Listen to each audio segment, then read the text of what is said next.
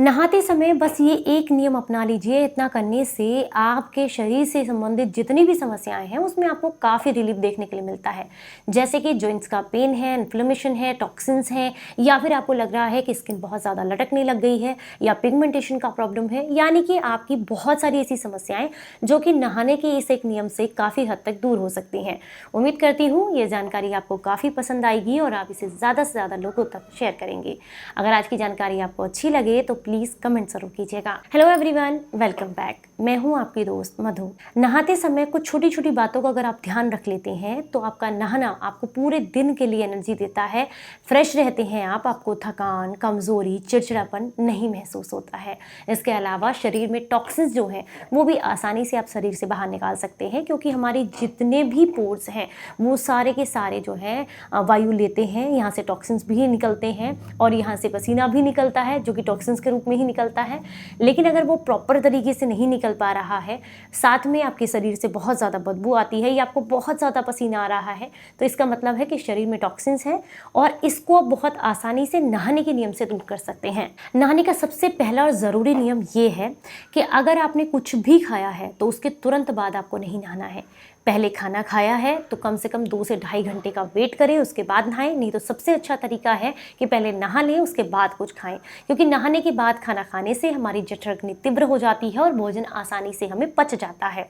पर अगर ऐसा नहीं कर रहे हैं तो इससे क्या होगा कि जो ब्लड, जो हमारा खाना पचने की प्रक्रिया है, वो सारी की सारी जो है हमारी बॉडी के ब्लड सर्कुलेशन के हिसाब से मूव कर जाती है और जो भोजन पचने का कार्य है वो रुक जाता है अगर आप खाना खाने के बाद नहाने जाते हैं। तो इस बात का जरूर ध्यान रखें।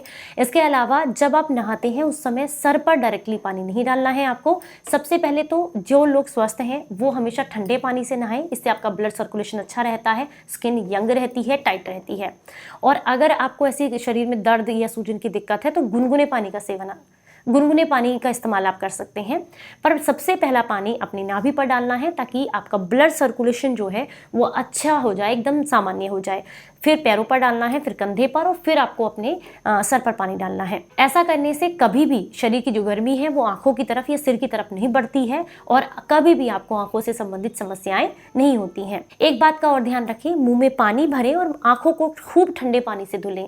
ऐसा करने से आंखों से संबंधित समस्याएं भी आपको नहीं होती हैं। लंबे समय तक आपको आंखों से एकदम साफ दिखाई देता है। अब हम बात करेंगे सबसे जरूरी नियम जिसको आपको जरूर फॉलो करना चाहिए, वो है सूखी मालिश करना। अगर नहाने से आधा घंटा पहले आप अपने शरीर की सूखी मालिश करते हैं तो ये शरीर की जितनी भी ब्लड सर्कुलेशन है उसको इम्प्रूव करने, नाड़ियों की शुद्धि करने, शरीर को डिटॉक्स करने और जितना भी आपके शरीर में सुन्नपन की समस्याएं रहती हैं, दर्द रहता है, उस समस्या को दूर करने में मदद करती है। कोई तेल नहीं लगाना चाहते मत लगाइए, लेकिन शरीर की सूखी मालिश जरूर करें नहाने से आधा घंटा पहले। ये आपके ब्लड सर्कुलेशन को इंप्रूव करने में बहुत मदद करती है, स्किन पर ग्लो भी लेकर के आती है। पर अगर आपके पास समय नहीं है तो कोई बात नहीं, नहाने के बाद जो टॉवल आप इस्तेमाल करते हैं उसको थोड़ा खुरदरा टॉवल लीजिएगा। जो लोकल टॉवल्स होते हैं सूती वाली, उनको इस्तेमाल करें। इससे क्या होगा, मुलायम टॉवल ना लें, क्योंकि जो खुरदरापन है उसका, उससे अपने शरीर को रगड़े। ये भी आपके शरीर में जितना भी ब्लड सर्कुलेशन है उसको इंप्रूव करने और टॉक्सिन्स को शरीर से बाहर निकालने, आपके पोर्स को ओपन करने में आपको बहुत मदद करता है। हफ्ते में एक बार संतरे के सूखे छिलके जो होते हैं उनको पीस करके इनका पेस्ट जैसा बना ले, यानी कि इसको पाउडर बना ले, लेकिन ये दरदरा ही रहता है, बहुत बारीक नहीं होता, इसको छाने ना। इसको शरीर पर जरूर लगाएं, हल्का सा पानी हाथ पर लेकर के इसको और पूरे हाथ पर लेकर के शरीर पर रगड़ें।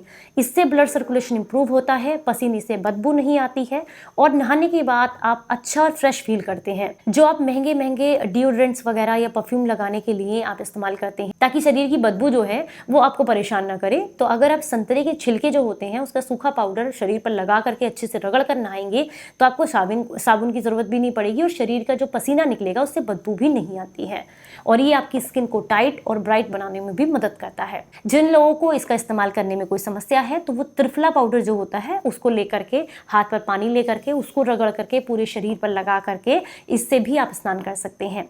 नहीं तो जमीन के आसपास कहीं पर भी खाली प्लॉट होगा तो मिट्टी को खोद लें लगभग 1-1.5 फीट तक। उसके नीचे से मिट्टी निकाल करके ला करके डब्बे में भर करके बाथरूम में रख लीजिएगा और इस मिट्टी से शरीर को रगड़ करके साफ करें हफ्ते में 1 बार।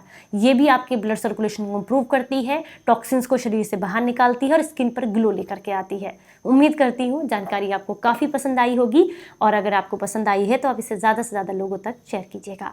चलिए फिर मिलूंगी किसी नई जानकारी के साथ, तब तक अपना बेहद ख्याल रखें और हंसते मुस्कुराते रहें। Stay healthy, stay happy.